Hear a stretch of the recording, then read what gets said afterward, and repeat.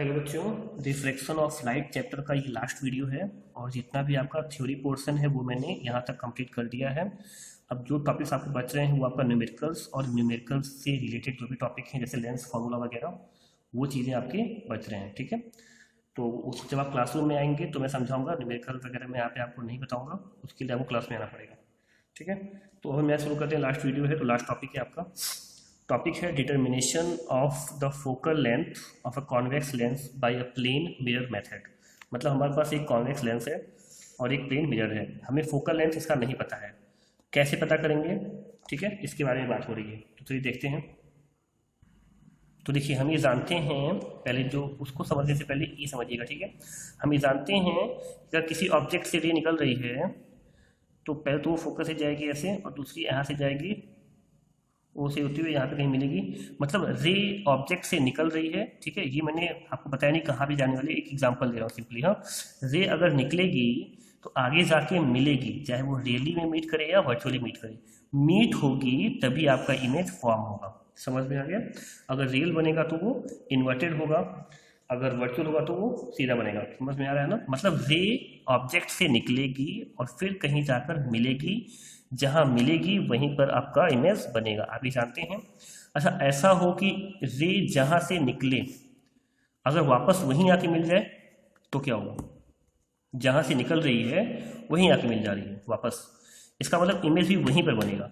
और जो रे जा रही है वही आके मिल रही है, मतलब रियल रे गई थी तो रियल रे आके मिल रही है।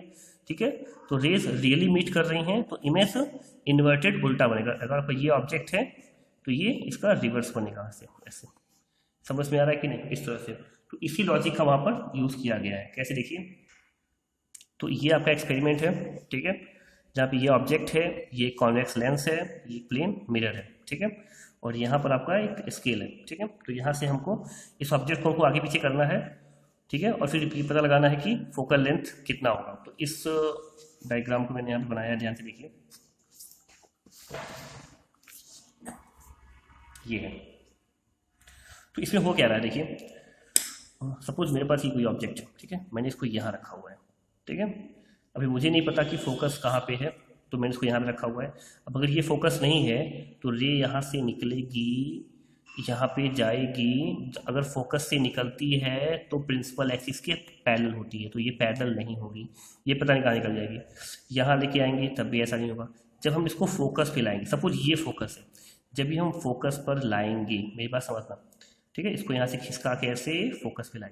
जब फोकस पे लाएंगे तो यहाँ से जो रे निकलेगी, क्योंकि फोकस से जा रही है तो वो इस लेंस से पार होते हुए प्रिंसिपल एक्सिस के पैरेलल जाएगी। समझ में आ गया? पैरेलल गई तो फिर उसी उसी रास्ते पर वापस आएगी। सेम चीज़ यहाँ से ऐसे जाएगी और फिर पे वापस आएगी। जब वापस आएगी मतलब रे यहीं से निकली और वापस यहीं आके मिल गई, तो रे जहाँ पे मिलती है वहाँ पे क्या बनता है? इमेज बनता है।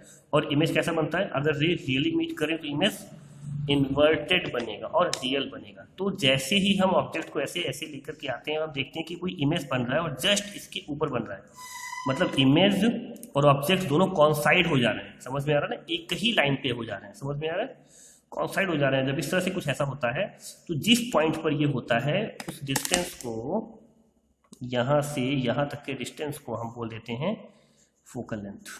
समझ में आ रहा है कि नहीं? समझ में आ रहा है? तो जब भी हम ऑब्जेक्ट वैसे आगे लेकर जाएंगे जाएंगे जाएंगे, एक ऐसा पॉइंट आएगा जहां से रे निकलेगी, निकलते ही पैरेलल होगी, पैरेलल होते ही वो मिरर पे टकराएगी, मिरर से टकरा के रिवर्स आएगी, रिवर्स आके उसी पथ को लेते हुए फिर वापस वहीं मिल जाएगी। तो जहां मिलेगी वहीं पर, जो कि रे रियल में मिल रही है, तो वहीं पर इमेज बनेगा, रिवर्स बनेगा और जस्ट इसके ऊपर बनेगा। इसका मतलब ये जो डिस्टेंस है वो क्या है? ये आपका फोकल लेंथ है। तो इस तरह से फोकल लेंथ को हम कंफर्म करते हैं यहाँ पे। ठीक है, ये बाकी सब इसमें वर्डिंग है, सब पढ़ डालिए, जो मैंने बताया है ना वो यहाँ लिखा हुआ है। ठीक है, इसको पढ़ डालिएगा। अब आते हैं next, simple microscope magnifying glass. आपको ये दिख रहा है कि नहीं? Simple microscope magnifying glass. ठीक है, ये कैसे बनता है? तो ये इसमें भी एक लॉजिक काम करता है। लॉजिक ये होता है कि अगर कॉन्वेक्स लेंस है और कॉन्वेक्स लेंस में F1 और O के बीच में ऑब्जेक्ट को रखा जाए, ध्यान से देखो, F1 और O के बीच में। ठीक है, जो मैंने पिछले वीडियो में आपको एक लिंक दिया हुआ है, उस लिंक पे आप जाएंगे तो आप जान जाएंगे कि ऑब्जेक्ट को अगर अलग अलग प्लेस पे रखते हैं तो उसकी इमेज अलग अलग कहाँ कहाँ और कैसे कैसे बनती है। तो उसी में आप देखेंगे, वहीं से आप उसको देखने के बाद जब ये समझेंगे, वैसे आप हल्का सा देख लो कि अगर F1 और O के बीच में ऑब्जेक्ट को रखेंगे तो उसका जो इमेज बनेगा वो हाईली इनलार्ज बनेगा, ठीक है, और वर्चुअल बनेगा, क्योंकि रे तो ऐसे निकल गई बाहर, उसको पीछे लेकर जाएंगे, वर्चुअल बनेगा और बहुत बड़ा बनेगा। ऑब्जेक्ट इतना बड़ा, इमेज इतना बड़ा। इसी लॉजिक को यूज़ करके हमने मैग्नीफाइंग ग्लास या एक सिंपल माइक्रोस्कोप का यूज, मतलब एक ऐसा मशीन बनाते हैं, उस मशीन में इस लेंस को ऐसा फिट करते हैं कि ऑब्जेक्ट को F1 और O के बीच में ही रखा जाए। समझ में आ गया? इसको आप यूट्यूब पे सर्च करना, ऐसा आपको मिल जाएगा डिवाइस, जहाँ पे ऐसा बनाते हैं, जहाँ पे इस लेंस को कुछ इस तरह से फिट करते हैं कि ऑब्जेक्ट जो है वो F1 और O के बीच में ही हो, ताकि उसकी इमेज काफ़ी बड़ी बने और वो मैग्नीफाई हो जाए। इसी को हम बोलते हैं सिंपल माइक्रोस्कोप या फिर मैग्नीफाइंग ग्लास। तो हम आते हैं लास्ट टॉपिक पे, जिसे बोलते हैं पावर ऑफ लेंस, ठीक है। तो जैसा आपने देखा होगा कि अक्सर जो लोग चश्मा लगाते हैं मोटे मोटे, वो कहते हैं ना कुछ चश्मे में बहुत पावर है उनके, जो दादी अम्मा लोग लगाती हैं चश्मे, तो कहते हैं ना उनके चश्मे में बहुत पावर है, ठीक है। तो वो एक्चुअली इसी पावर की बात कर रही होती है, पावर ऑफ लेंस की, ठीक है। अभी क्या होता है देखते हैं, ठीक है। हम जानते हैं कि कोई भी लेंस हो, चाहे कॉन्वेक्स हो या कॉनकेव हो, ठीक है, वो रेस को क्या करता है, या तो कन्वर्स करता है या डाइवर्स करता है, यही तो करता है। रे आई कन्वर्स किया ऐसे ऐसे, या ऐसे ऐसे ऐसे, यही तो करता है, ठीक है। तो पावर का मतलब है कि कोई भी लेंस कितना ज़्यादा कन्वर्स कर सकता है या कितना ज़्यादा डाइवर्स कर सकता है, उसी को पावर कहते हैं। जैसे इसने रेस को यहाँ पे रख दिया, इसका फोकल लेंथ यहाँ, मतलब ये इसका फोकल लेंथ होगा और ये इसका फोकस होगा। समझ में आ गया? कोई दूसरा लेंस है सपोज, और वो यहीं पे कर दे रहा है ऐसे ऐसे, समझ में आ रहा है ना? सेम लेंथ है, ऐसा नहीं कि वो छोटा है, सेम है, और ये यहीं पे कर दे रहा है, ये ज़्यादा कन्वर्स कर रहा है, तो इसका जो पावर है ज़्यादा होगा।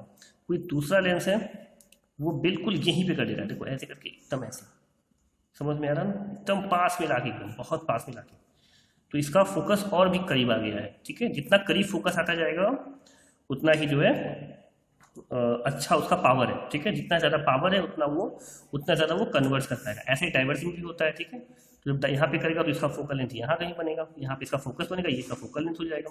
बट अगर ज़्यादा कन्वर्ट कर देगा, ऐसे करके ऐसे कर देगा, तो इसका यहीं पे आगे बन जाएगा और पास।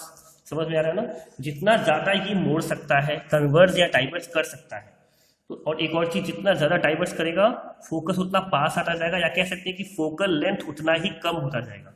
मतलब अगर पावर ज़्यादा होगा तो फोकल लेंथ कम होगा।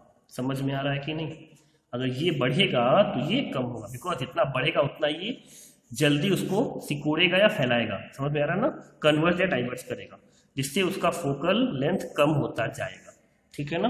तो इसी को हम बोलते हैं पावर ऑफ लेंस। तो पावर ऑफ लेंस का जो फॉर्मूला होता है वो होता है 1/फोकल लेंथ, और फोकल लेंथ हमेशा मीटर में होना चाहिए। ध्यान रखना, फोकल लेंथ मीटर में नहीं दिया जाएगा अगर एग्जाम में, तो पहले मीटर में करोगे तभी जाके वो power is equal to 1/f के फॉर्मूले में फिट बैठेगा, ठीक है। तो power P is equal to 1/f, f is equal to focal length, और फोकल लेंथ किस में? मीटर में, ठीक है। तो फोकल लेंथ का ही उल्टा होता है, अगर फोकल लेंथ का रेसिप्रोकल करते तो पावर हो जाता है। बताया था मैंने आपको ना कि जैसे जैसे वो बढ़ेगा वैसे जो घटेगा, मतलब जस्ट रिवर्स। समझ में आ गया ना? अच्छा, और पावर को जो हम नापते हैं, जो उसका मेजर करते हैं, उसे हम डायोप्टर में करते हैं। किसमें करते हैं? डायोप्टर, ठीक है। तो इस तरह से आपका ये, इसके बारे में डिटेल बताऊंगा जब मैं न्यूमेरिकल शुरू करूंगा, ठीक है ना। तो इस तरह से आपका ये reflection of light chapter finish हो गया है। इसमें कोई भी डाउट हो तो आप मुझे व्हाट्सएप कर सकते हैं, थ्योरी में कोई डाउट हो तो, ठीक है। और न्यूमेरिकल्स के लिए आप चाहो तो लगाते रहो, नहीं आएगा तो क्लास 2 में मैं आपको बताऊंगा। Thank you.